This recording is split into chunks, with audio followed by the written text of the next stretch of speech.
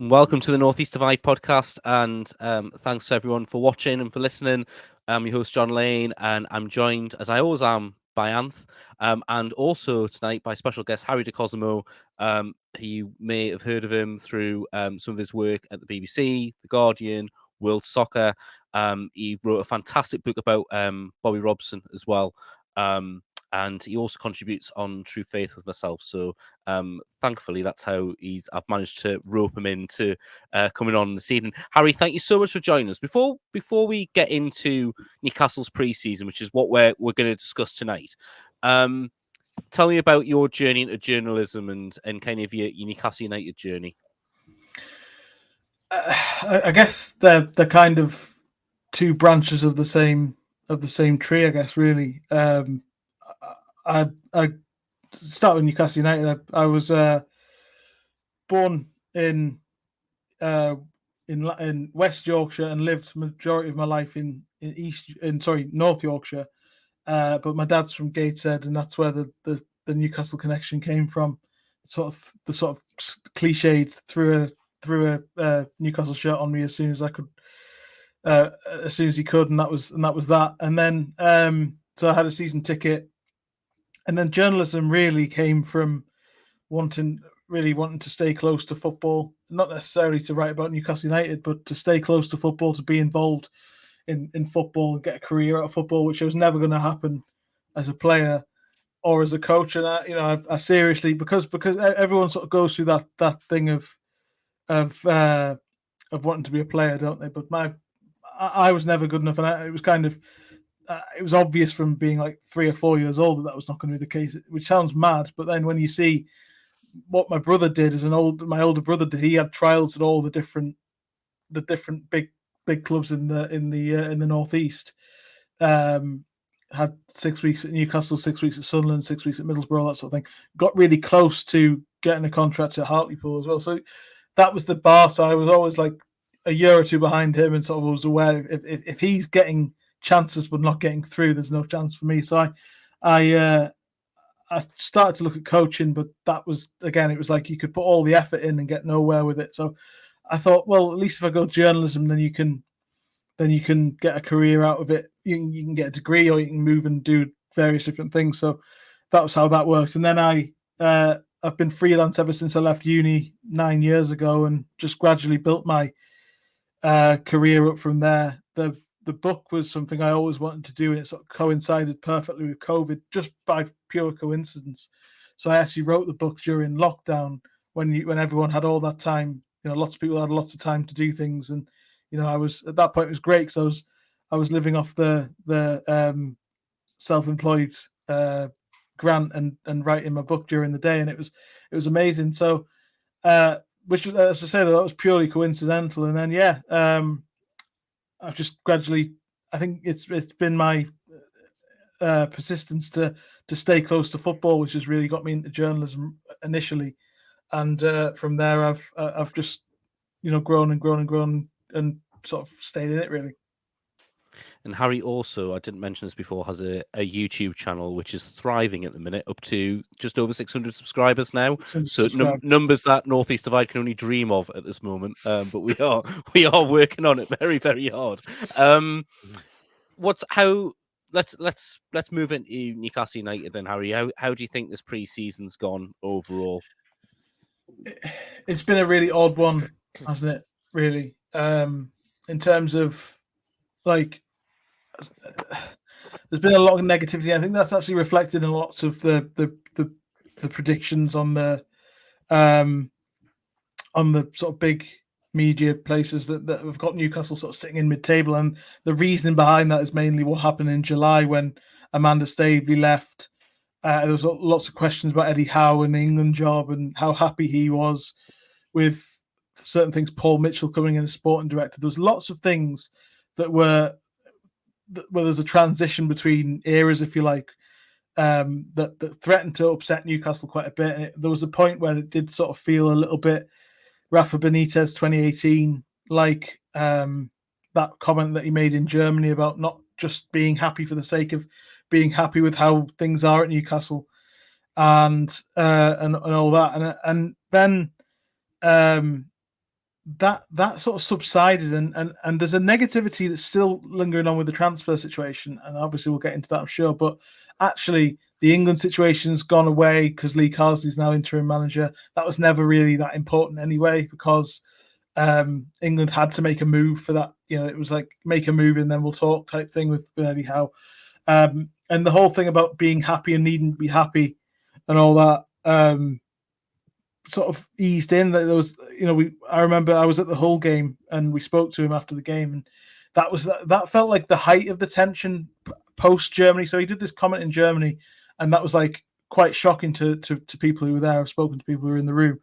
I wasn't actually there, but I was at the Hull game, and it was like there was a sort of like we weren't sure what was going to happen, and he actually kind of, he was making his point, but he kind of killed the debate about a lot of things in terms of how happy he was, and he'd spoken about recruitment and the need for collaboration alongside Paul Mitchell, which is where a lot of the negativity stemmed from, because that actually, the Paul Mitchell arrival came a week before, Staveley arriving. Staveley leaving, and a new sporting director coming in to upset the way Eddie Howe works, which is quite specific, is quite nerve-wracking from his perspective. But he sort of did well to quash it then. And then they went to Japan. There was absolutely no issues. A few transfer rumours and things. Obviously, they signed Willis Sula in there as well. Started to ease things off. And then they came to the Cellar Cup. And I think the Cellar Cup was a roaring success in terms of how well Newcastle played over 2 games. Seeing Anthony Gordon score, seeing Isak do everything but score in that Girona game. The midfield was pressing again. They looked like Newcastle United that we know that they can be. And I think ultimately that sort of eased the pressure of the pressure cooker situation that was there. But it can all. But I think that sort of really, for that to really go away completely, there needs to be a really strong start to the season, which actually I think Newcastle are well positioned to achieve, despite the sort of lack of major summer signings. You mentioned the Cellar Cup there, Harry, and I've read some good reports with regards to the atmosphere before and after the matches. Obviously, 2 good results. Was it 4-0 against Girona, and it was 1-0 against Stade Brestoy? I don't know how you pronounce it. Sorry, my pronunciation is terrible. John's just dad. Brest. Brest. I'll just go Brest then, left or right. Sorry. So yeah, really, really, really good match day experience building up to the new season. Obviously, the stack now has been built next to the stadium. Obviously, there's still decisions that need to be made with regards to St James's Park, etc., which I think is going to be forthcoming, isn't it? But I've done a bit of reading online. I've been reading some of the fans' forums with regards to Newcastle United and the MAG, etc. And what a lot of people are saying is, and I was quite surprised at this, that Eddie Howe's job depends on a top 5 finish. And I was thinking, is that realistic? Is it unrealistic? And the one about the depth at centre back and also at right wing. So there's a few disconcerting voices with regards to squad depth, not enough squad depth. Now, I'm a Sunderland supporter. I know nothing about squad depth because we haven't got any. We haven't got any, basically, which was proven against Preston the other night. But less said about that, the better. How do you feel about that? Because as you said, obviously, it was a bit uncertain with regards to the Hull result, which I think was 2-0, wasn't it? So how do you feel about it? Because there's still a lot of voices and murmurings out there, not very happy voices. It's interesting, Anth, to be honest, because I think for me, it's a sort of oxymoron at the point where lots of people are sort of demanding. I wouldn't say demanding, and John will sort of back me up on this. I think I wouldn't say demanding a top 4 finish, but there's a sense that that's kind of what will have to happen to keep the status quo with Bruno Guimaraes, Alexander Isak, Anthony Gordon, lots of players who need to be in the Champions League. And there would be a point where I think all 3 of those players would be well within their rights to turn around if they weren't in the Champions League next season and say, like, I've been here long enough now. I need to see more progress than this. So in that sense, and obviously the fact that there's no European football, the fact that this is the first season where I think Newcastle are getting a bit more ruthless off the pitch, is what I just alluded to in a previous answer. I think that is sort of where the fuel of this top 5 finish thing's coming from. But at the same time, they haven't strengthened the squad. So Eddie Howe is well within his rights at the same time to say, you haven't given me the tools to do. If that is the case by August 31st, to say, you haven't given me the tools. I haven't got a new centre back. I haven't got a new right midfielder. Those are the 2 positions that we needed. Haven't got that. That's where this issue comes from. I think, to answer the point about it being harsh, I think there's a feeling that, for me at least, Eddie Howe's the feeling with the fans has changed. Like when he was immediately under pressure last December after a terrible run, there were mitigating circumstances. That there was injury issues, there were too many games, everything had caught them out, and there was lots of people who were saying you can't judge Eddie Howe until he's got his players back. And I think actually that sort of sense of safety net, if you like, security blanket's gone. I think if he doesn't start this season well, and I actually think this is a thing that comes from the top as well. I think the fact that Staveley's gone, Paul Mitchell's in, James Bunce is in crucially as well, alongside Mitchell, they're both they both knew each other previously at Monaco. And the new sort of shape of the ownership. I think there's a ruthless streak coming from Newcastle that wasn't there perhaps when Staveley was there. It was much more personable, the club, and particularly with Howe. And I think the club will demand a minimum top 5, probably even top 4, really, for them to be a sense of progress. But at the same time, Eddie Howe's well within his rights if he doesn't get what he needs to say, do we have the top 4 squad? Like, I think in first 11 terms, I think Tonali, Joelinton, Isak, Gordon, Bruno, Botman when he's fit, Willock, all of those players could perceivably play in the Champions League, but it's just the sort of Murphy and Almiron on the right hand side. It's the Lewis Hall's still a little bit improving at left back. The centre back thing is very thin at the moment. So if they don't get players in, then Eddie Howe's well within his right to say, look, you're giving me too high of an expectation to finish in the top 4. But at the same time, if they get Mark Gahey in to transform that back line, I think the club, especially given that other teams around them haven't strengthened particularly well, in my opinion, and no one around them has no Europe as well. I think really they should be in that position to challenge, because if you've got a player like Alexander Isak and Bruno Guimaraes, particularly who can walk. I mean, let me put it this way: the way to really answer this question is Liverpool fans, Man City fans, and Arsenal fans are all desperate for their clubs to sign those 3 players, and if you've got players like that in your team, you need to be challenging for the top 4, and that's unfortunately the bar, whether it's harsh or not, is the bar that Eddie Howe will be judged on this season. Yeah, I think you make a really good point as well about he needs to be backed. And if he isn't backed, he's got a right to turn around and say, well, hang on, like what chance have I got? But I think we talked about this the other week, didn't we, Harry, on one of the Patreon pods. I think Mark Gahey would be the biggest signalling of intent that the ownership shown, because although we brought in someone like Alexander Isak 2 years ago, and that was a little bit of a shit, we need to now actually put the money up for him because Callum Wilson's just walked off with a hamstring injury.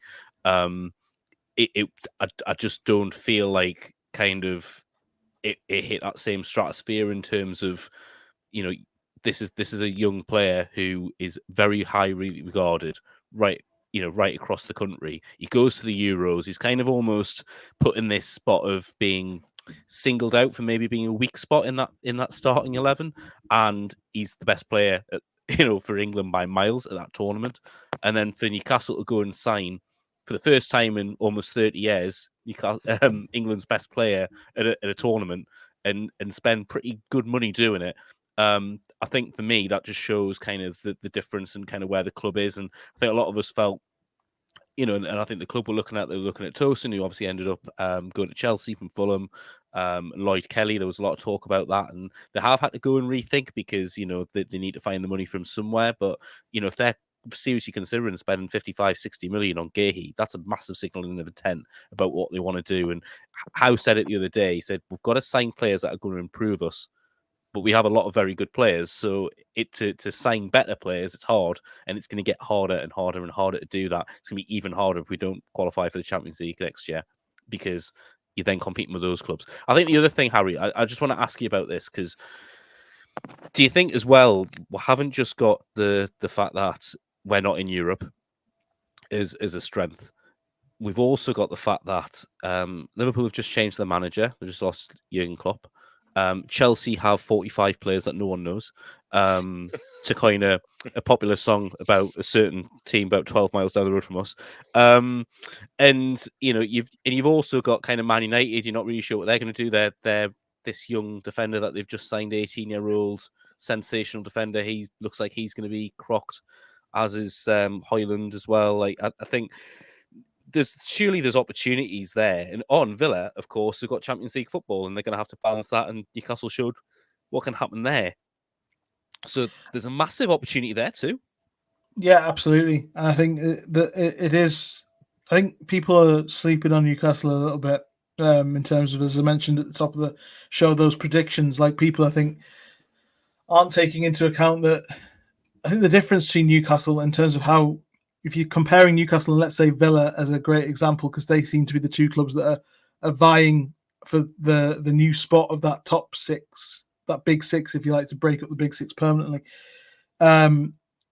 Newcastle started behind Villa really when the takeover happened. Gerrard was in; they'd already spent a bit of money by that point, Villa, and they overtook them straight away, and they've managed to keep their three key players. Villa sold Douglas Luiz because they had to balance the books on PSR, and then sold Moussa Diaby, who struggled in his first season, still 14 goals contributions. Given the money that they spent was a bit underwhelming, but they've sold two major players. They haven't replaced Diaby in an obvious sense. So for me, Villa are a weaker team than they were, and they've got Champions League football. Newcastle, all right, you can argue they might not have used the money as wisely as they maybe could, with the opportunistic signings from last season. Obviously, very unlucky with Tonali's ban, but generally they strengthened the squad and certainly didn't weaken it. And I think again, for Newcastle to do that without Champions League football this season is massive.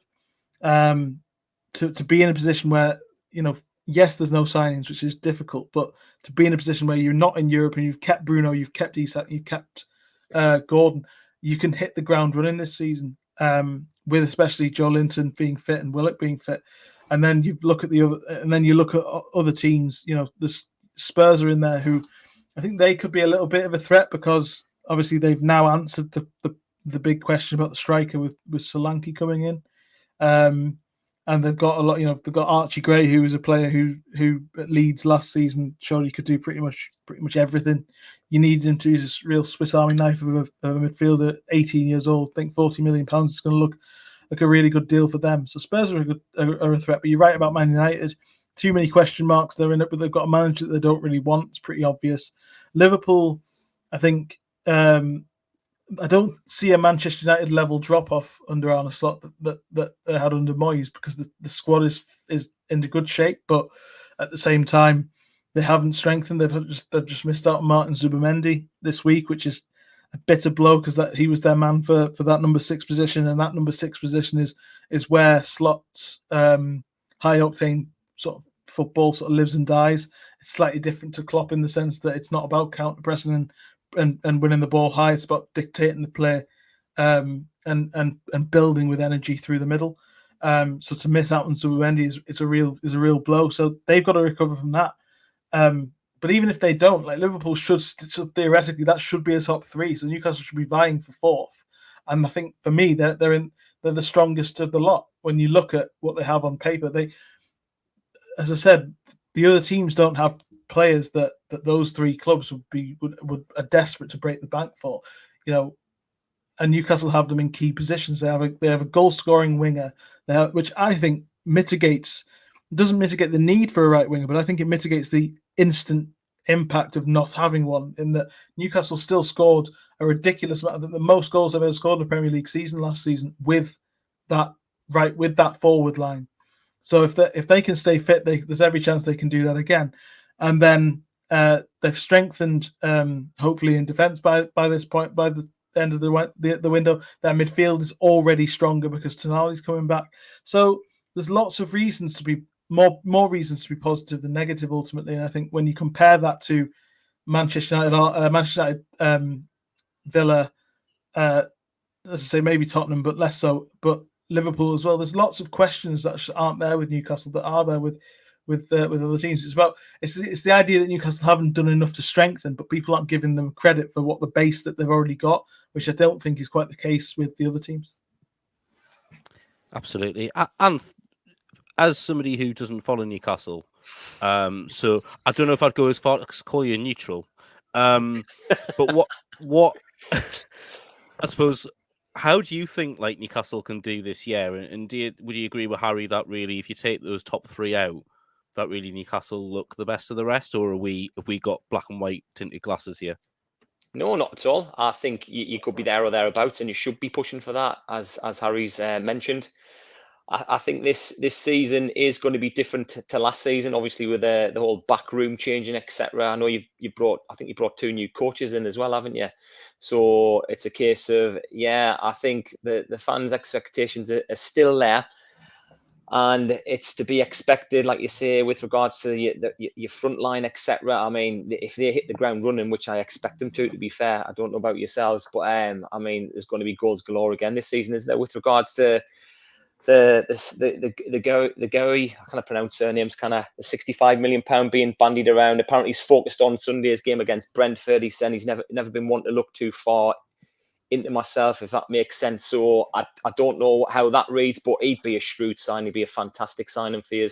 So yes, I think everything's in place for you, and I think you can kick on this season. He says with something stuck in his throat, I need a drink of water. Yeah. So I think of course you do. Yeah, of course you do. Harry, so let's talk about transfers. And obviously we spent most weeks discussing kind of transfer speculation and what have you. What's your overall thoughts so far of the business Newcastle have done, both in and out? I think it's good overall. I think what they've done so far will look a lot better once they've got some. I think isolation, it's not great because they haven't. I think Newcastle fans expect something big to happen every summer, and they do have enough money. They've had enough money to make a big splash every summer, and they do have enough money for that this summer, obviously, as we know. But I think Lloyd Kelly's a shrewd piece of business. I think losing Tosin is a massive blow because that really had a knock-on effect, because that means that, look, they wouldn't be even contemplating spending any money on a centre-back, let alone 65 million. If they'd got that through the door, they would have then probably gone and bought Mamardashvili as a goalkeeper from Valencia, who's now looking like being the long-term successor to Alisson at Liverpool, which shows you how good he is. The right winger situation, I think that's where there's always going to be questions, because that is the only position since the takeover that hasn't been immeasurably developed is right midfield. They still have the same 2 players in that position than they had when the takeover happened. So that can't, for me, be allowed to go on. For that reason, I would have gone big on a right winger and spent a little bit less on a centre back, or sort of got on split it 50-50. If there's let's say £70 million to spend on 2 players, which is about right, because there was a murmur that I was told it was around £100 million with pre-Asula at 15. So let's say 80 million on 2 players.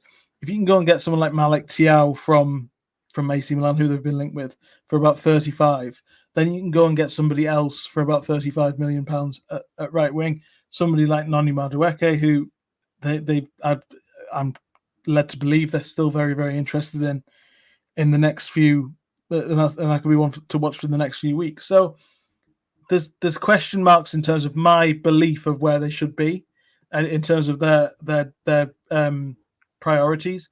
But if they are deciding to go for Gahey, and then they get some sort of deal for a right winger, then that'll still be good. But even if they get Gahey and no right winger with Asula and Lloyd Kelly, plus also keeping Bruno, Isak, and Gordon, I can't say that enough. Really, they're not in Europe, and they're keeping 3. Two of certainly world class, and Gordon has grown and developed to a level, probably just one level below that. But to keep those players not in Europe without, and which in itself is an achievement, but then to know that you can then attack a season with fewer games, then Newcastle's transfer business is horses for courses good because it means that they're ready for what they need to be next season, provided that they do get either a centre back or preferably a centre back and a right midfielder in. As I say, ultimately I would have chosen to go big on a right winger earlier in the window, and then seeing what you could have done with a centre back rather than going big on a centre back and seeing what you can do with right midfield. But having said that, in the immediate term, given that Jamal Lascelles and Sven Botman are both out with cruciate knee ligament injuries, centre back is the more pressing issue at the moment. Overall in the squad, if everyone's fit, then it's a different question. But I think that's the calculation that they've made. Do you think there's still a fear with regards to the PSR rules? Because I know John's big on this. You're big on facts and figures and what have you. Because Richard Masters has broken his silence on that, hasn't he? And he said he's been speaking about a fear of a points reduction, which I don't know if that is the case. I haven't read too much into it. So do you think that may play a big part as well? Absolutely, yeah. Because I think there's that actually we haven't touched on when we're talking about sort of the negativity of the Howe situation and Staveley going. Actually, all of that is sort of secondary to what happened in June, late in June, where I think for me, I'm not particularly happy with the club because I think they briefed to everybody really that selling one player in the case of Jan Kubermintu, who went to Brighton, would have been enough to solve that problem. Actually, that wasn't the case. They had to sell two players, and in that sort of whole thing, and even the idea that they could have sold, they had obvious conversations with Liverpool over Anthony Gordon, which we're aware of, and they also, at least, I mean, answering Chelsea's call about Isak is even if they were never going to accept it, is quite proof of how difficult that got. So that's going to be lingering because they don't want to be in that position again, and a club that purports to be a serious challenger at the top can't have points deductions. Says that with an asterisk because let's see what happens in a year with Man City. But seriously, if you're a serious Premier League club, you shouldn't be, and challenging at the top. And a lot of fans that just take the points deduction. Let's see, it's only 4 points for Everton. It would have been way worse for Newcastle because it would have been a bigger breach. It would have been 10 points, which would have meant no European football this season. Even you could say that now. Let's be honest, Newcastle are not going to have a 10-point deficit between Europe and not at the end of the season. And then you're looking at a very serious case of having to sell the likes of Gordon or Isak because they're not in Europe, rather than having to sell them just to solve a shortfall in their finances. So they need to be careful with that, and that is playing into why they're sort of like, lots of people saying just pay what you can, pay the extra 5 million for Mark Gahey. In a world where PSR doesn't exist, they probably do that 3 weeks ago, but they haven't done that because they need to be careful with that. And I would advise any listeners who are of the opinion that they should just pay for it. You can't have that thought process because of how serious it got with PSR last season. It was way worse than a lot of people thought. It was allowed to fester to that point where, and it makes the club look. Even now, it actually makes the club look amateurish. You can go back and say, if they knew that was the case, why didn't they sell Almiron in? I know they tried to sell Almiron in January, but why didn't they push further to sell Wilson or Trippier in January? Why did they go all out for Hall at the end of that window? Why did they go so big on Barnes? Why did they go so? Why were they so keen on Gordon or even Isak? Like, these are the decisions that they were just kicking down the can, and they can't afford to do that again. So it's good to see in a way that they're not being too blasé with that sort of that threat, because I think they actually realised in the summer how real it was. I think the other thing as well is what message does that send if you just pay the extra 5 million? Now I was talking to a guy at work today about kind of different clubs and the different way that they approach transfers, and I remember really vividly summer of 2007 when it felt like Sunderland's negotiation tactic for players was, who is it that you buy? Who is it you want? Oh, Michael Chopra. Oh yeah, how much for him? 7 million. All right, 1, 2. Like there was no negotiation. They just paid the fee that was quoted to them. Yeah. And I think the thing is, if we give you know, when you watch The Apprentice and they do that negotiation thing and they basically just end up paying what the person said in the first place. like you can't be like that if you're going to be a serious club, and you need to extract maximum value. So that 5 million's a statement. And look, Parish doesn't come out, and Harry said this in our chat yesterday. Parish doesn't come out and make that statement if Gahey doesn't want to come. Like, I think it's pretty clear the player's keen on it, but Parish needs to try and extract maximum value. And speaking of amateurish, we spoke about kind of the PSR gymnastics and what have you that happened at the end of June. The fact that actually we've effectively, you know, Forrester signed Elliot Anderson for 15 million plus Vlachodimos, you know, not 35 million. So, you know, we've paid 20 million for Vlachodimos, who looks like he's going to be fighting for second place. You know, I mean, it's crazy. And I mean, none of that was planned. You know, that was literally, they were panicking and they needed to do something. So you just hope that it pays off. We've touched on this already, Harry, but what does a good season look like, do you think, for Newcastle this year? What would you be happy with? I think they need to make a breakthrough. Again, it sounds so alien to say this because we're so used to sort of minimum expectation and maximum, maximum getting past that with a really good season off the back of a low base. But actually, I think this year, and again, you got to. It is an oxymoron because they haven't signed any players to suggest that this is where they want to get to. But Champions League has to be the aim, and getting the trophy monkey off the back. And also, if they get to a final, they need to act like it's a normal game. Like, we can laugh and joke about Man United being a basket case football club and all this, and how they finished 8th last season. But the Carabao Cup in 2023, we did a media day where we spoke to Kieran Trippier, Dan Burn, Eddie Howe, and Sean Longstaff, and it was like a load. There was all, and I wrote a big article for the BBC about the emotion of the first final in 24 years and how much this will mean, first trophy in however many. And you know, everyone went down to Trafalgar Square, and it was like a really emotional occasion. How amazing is this? It's great. Man United turned up, didn't say a word, won the game 2-0, and just went home. That was it. And that showed you the difference between Manchester United and Newcastle United. On the day I was there at Old Trafford in May, Newcastle needed to win the game to qualify for Europe. Manchester United turned them over because they have that. Even now, they have that big game mentality. So Newcastle need to show in a game like that they are a big club. And as much as great fun as it was and amazing as it was to speak to be part of, to witness that sort of scenes after that Southampton game in the semi-final, to speak to those to speak to the players and how, and talk about the emotional side, as great as that felt at the time, it also was very, very small time, quite tin pot compared to Manchester United, who, even at their lowest ebb, and we can laugh all we like, they've won 2 trophies in 2 years, and that's the size, that's the magnitude of the gulf between the two clubs. They are a ginormous club who are at their lowest ebb, and Newcastle are probably just slightly above them, but they are at their lowest possible ebb, and Newcastle are probably at the highest ebb that they've been in 30 years. So that's why Newcastle needs something big, like a trophy, like qualifying for the Champions League with ease, something like that. I think I said to you in the chat that we have for the True Faith podcast, John, I said that the season that we had in 22-23 is acceptable this season. It's not to be celebrated like it was. It's not a surprise. It's not to be lauded as a historic season. It is the base. It is, if that happens again, that's the base. It's a good season, but it's a base.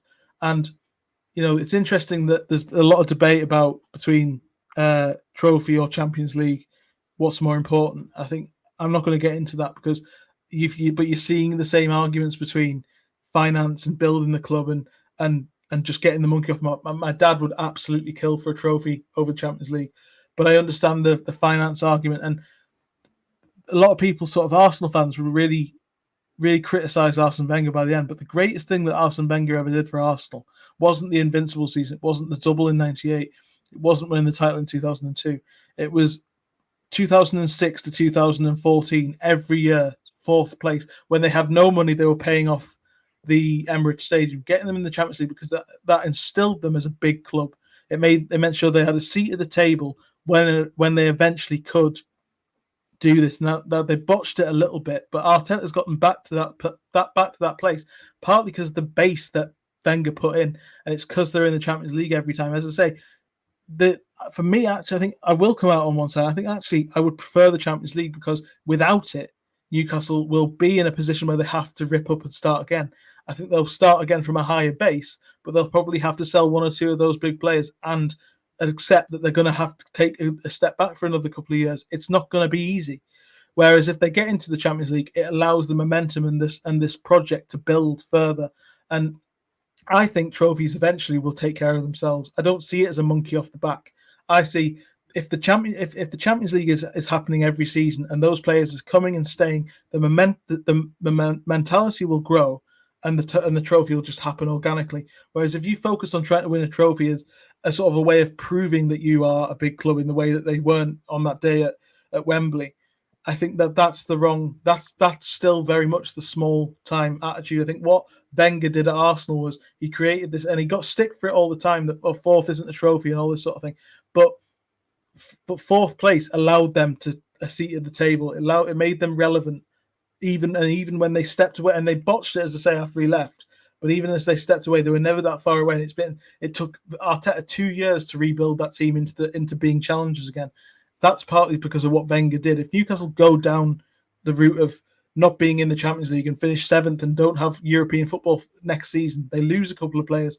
They then find themselves in the battle with the likes of West Ham and whoever else is in that sort of mid-table top half thing to try and get relevant again. Whereas if they stay in the Champions League and stay in Europe and still are able to keep the players, at least they stay relevant and they can build something. And as I say, eventually everything will just become organic because you've got so many good players. And Newcastle, as I've alluded to, they've bought and kept really well since the takeover. They're in a position where they can still build something because they still have the likes of Tonali and Bruno and Isak and all those players who loads of other clubs want. For me, it's more important to build something longer term and organic where trophies will just happen. Whereas if you say it's fine to win the FA Cup but finish 9th this season, that's not going to keep Bruno will probably look at that and say, well, I've already done what I've said I'd do. I've won a trophy with Newcastle. I can now leave. Whereas if he plays what he wants to do is play in the Champions League. I think that sums up really where Newcastle need to be. And I know that sounds like I'm advocating for the financial, it's the finances and that sort of thing over the emotion. But actually, it's not that. It's more that I think that the emotional thing and all that sort of big club mentality will happen more organically if you're in the Champions League. So a couple of things I'd like to say on that is if we finish 9th but win the FA Cup, I need to warn my future new employers that I might not be there for the next week because I'd be enjoying that week.